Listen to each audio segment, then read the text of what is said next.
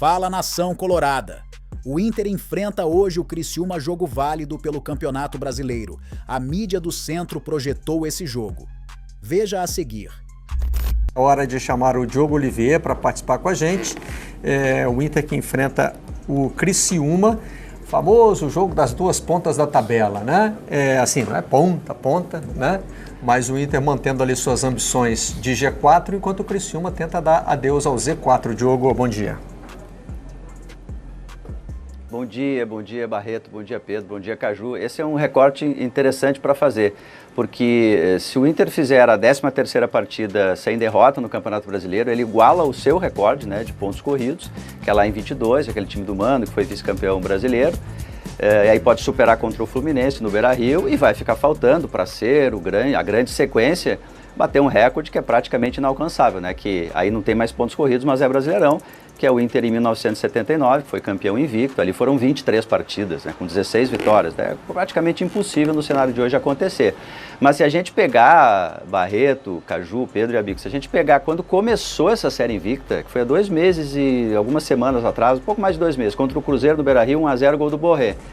Ali a gente discutia, e eu lembro muito claramente assim, o pós-jogo, da gente conversando, enfim, no ar aqui na Rádio Gaúcha, a gente discutia um alívio e falava isso para as vozes do Inter, de ter aberto 6 pontos do rebaixamento. Aquele era o cenário ali, que era importante. Hoje o Inter chega na partida de hoje à noite com uma chance real matemática de ficar no G4 matematicamente. Aí vai depender do Flamengo perder, obviamente, para o Cruzeiro em Belo Horizonte, né? Porque o Flamengo tem 2 vitórias a mais do que o Inter. E aí, se o Inter vencesse, empatariam em pontos. Mas os que estão imediatamente abaixo do Inter, que hoje é quinto, o sexto e o sétimo, eles se enfrentam. São Paulo joga com o Bahia, né, que está mais ali pertinho do Inter, em Salvador. Então é um cenário que pode entregar para o Inter, em caso de vitória, obviamente. Se a minha avó não tivesse morrido, estava viva. Se o Inter vencer o Criciúma, o Inter pode abrir 5 pontos de G6 e ficar matematicamente no G4. Quer dizer, uma reversão de cenário assim, muito expressiva, tanto que as dúvidas que o Roger tem para jogar hoje são dúvidas que não assustam muito. Mesmo o Fernando, que está fora ainda com um problema na panturrilha, e aí é uma diferença enorme entre ele e o Rômulo, ela de alguma maneira está conseguindo ser compensada ou com Alan Patrick recuando para fazer saída de bola, ou Gabriel Carvalho ou Tabata, essa é uma dúvida também, mas é uma dúvida assim com uma régua mais alta, não que interfira no modelo. A outra dúvida é o zagueiro uruguaio Rogel ou o Cleiton Sampaio para ser parceiro do Vitão.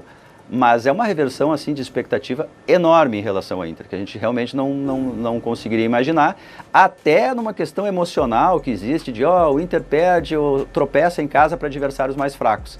Isso se dava em alguma medida porque o Inter não conseguia jogar contra adversários retrancados no Beira-Rio e sofria muito. Até isso, de alguma maneira, já ficou um pouco para trás, né? Porque o Inter tem vitórias com o Roger tranquilas no Beira-Rio contra adversários mais abaixo na tabela nessa sequência. Então é um cenário completamente diferente para o Inter, né? Já convivendo com o Libertadores no ano da enchente, aquilo tudo que a gente falou. O trabalho do Roger, para mim, é um dos melhores trabalhos do Campeonato Brasileiro. Assim. A gente, obviamente, vai olhar ali na parte de cima da tabela os técnicos dos 3 primeiros colocados, Arthur Jorge, o Abel, o Vojvoda também. A gente olhar o Fortaleza, terceiro colocado do Campeonato Brasileiro e de maneira regular na parte de cima da tabela. Aí a gente vê o trabalho do Paiva no Vasco também, numa outra prateleira ali, mas também um trabalho de destaque, mas o do Roger... O trabalho do Roger, por mais cruel que isso seja com o seu ex-clube, tem que envolver o que ele fez no Juventude também. Também, exato. A gente está pegando só o trabalho do Juventude não conseguiu se manter no patamar que o Roger o deixou. Então, exatamente. E ele só vai para o Internacional porque ele já vinha de um trabalho de destaque no Juventude. Então, e aí a gente está falando de 2 clubes com aspirações diferentes dentro da competição, com orçamentos diferentes dentro da competição, e ele vinha de um excelente trabalho no Juventude e no Internacional. E aí a gente não vai falar, obviamente, não só de resultado.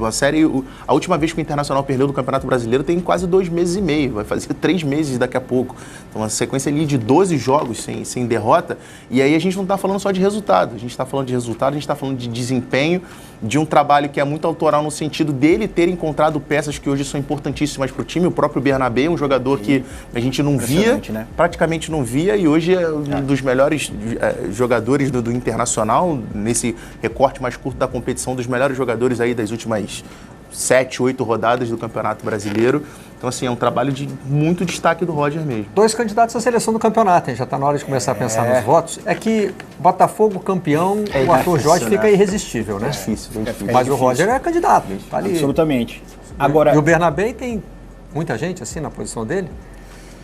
O Arana não é bem isso no Galo, né? E que o Arana, na verdade, pelo que o Atlético fez no Campeonato Brasileiro. A gente também tem que fazer tem essa isso. divisão. Também tem. A gente tem o Atlético... Ele hoje é jogador de seleção e tal, mas a gente tá tem o contribuindo Atlético com da um Copa grande- do Brasil, da Libertadores, É e a verdade. gente tem o Atlético do Campeonato Brasileiro. Do Campeonato Brasileiro... O voto tem que passar por aí, Dá. né? Qual a contribuição que o jogador deu para o time no Campeonato Brasileiro? Que você está montando a seleção do campeonato. entre tantas boas notícias que o Inter de Roger apresenta, Pedro já elencou várias e a gente pode citar também o improviso do Bruno Gomes dando certo, o Alan Bruno Patrick Gomes, voltando a bem jogar, o lembrado. Thiago Maia que mudou, apesar de, enfim, ter feito pênaltis e tal, mas ele é um jogador que participa mais, o Fernando ganhando convicção para chegar, botar o pé na área, enfim, são muitas boas notícias.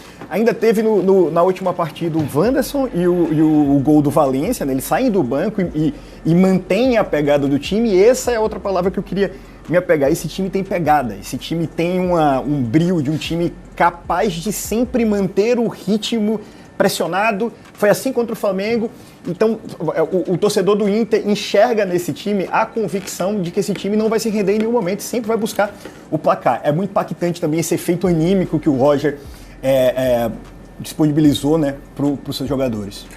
Diogo Olivier, muito obrigado pela participação no Redação de hoje. Também contamos com você amanhã, né, para entender o que aconteceu aí nesse jogo. E aí, nação, comenta aqui embaixo o seu palpite para o jogo de hoje. E se gostou do vídeo, se inscreve no canal e deixa o like.